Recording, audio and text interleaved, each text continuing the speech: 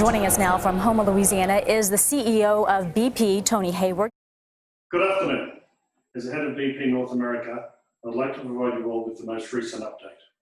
We're doing this so we can provide ongoing and accurate information on what is clearly an evolving major incident. BP is working with all levels of government and the relevant response agencies to continually monitor and assess the situation, so we are able to respond in the most appropriate way based on the available information. We at BP acknowledge we are not the experts when it comes to responding to such a significant event.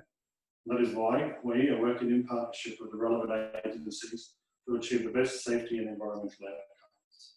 I've just come from the Louisiana State Emergency Center where I met with President Obama and the state of Jindal and other key stakeholders who are rightly very concerned about this incident, as are we. In working with various partners, we have now revised our estimate on the amount of oil leaking from the wellhead. Our previous estimate, based on previously available information, was approximately 1,000 barrels a day. The latest and more accurate assessment, which has been independently verified by NOAA, is 5,000 barrels per day. This is a significant development, and I can assure you BP is doing everything in its power and bringing all of its resources to the table to respond to the emergency. I'll shortly hand over to Glenn Steber from NOAA, who will provide some more information. However, this incident is still in the emergency phase, and we're still actively fighting fires on the rim, while specialist teams of engineers are working with government agencies to develop the best plan of action to achieve the ultimate goal of shutting off this oil spill.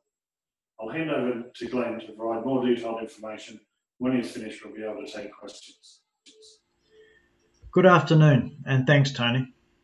As previously advised, NOAA is the lead federal agency who has the responsibility to coordinate this type of incident.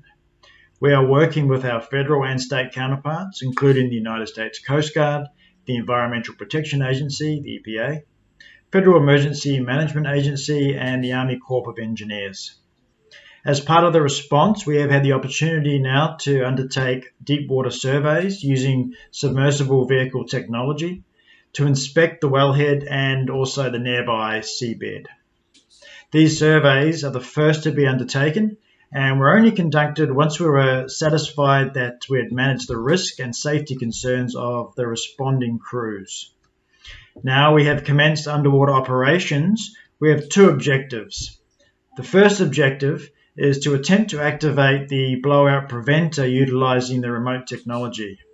This is a complicated task and does require extreme caution to ensure that we don't make the situation any worse by potentially having a complete a wellhead failure. This procedure is not without risk, and while we do appreciate the concern of the ongoing oil spill in terms of in the Gulf community, it is essential that we do get this right. NOAA has prepared a detailed graphic that we will help to explain the process that we're undertaking and will be available after this press conference. The second objective has been to assess the size of the leak and the amount of oil and methane that is escaping from this well. As the BP representative has just advised, the new estimate puts the leak at around about 5,000 barrels per day. So this is an increase from the previous estimate of 1,000 barrels per day around about 4 days ago. So as you can see, this is quite a fluid situation. Our agency will continue to monitor the situation and provide you with daily briefings. So thank you very much. And back to you, Tony. Okay, thanks, Glenn. The BP family is hurting, and we want to assure you that we are with you, we're feeling your loss, and we're grieving with you for our injured and missing crew members. BP also wishes to convey to all the responders and the people of the Gulf Coast, we're in this for the long haul on the road to the eventual recovery. We acknowledge mistakes have been made, and we want to understand those mistakes so we don't repeat them. We want to learn from those mistakes so that we can rebuild faith and trust in the community we see ourselves a part of.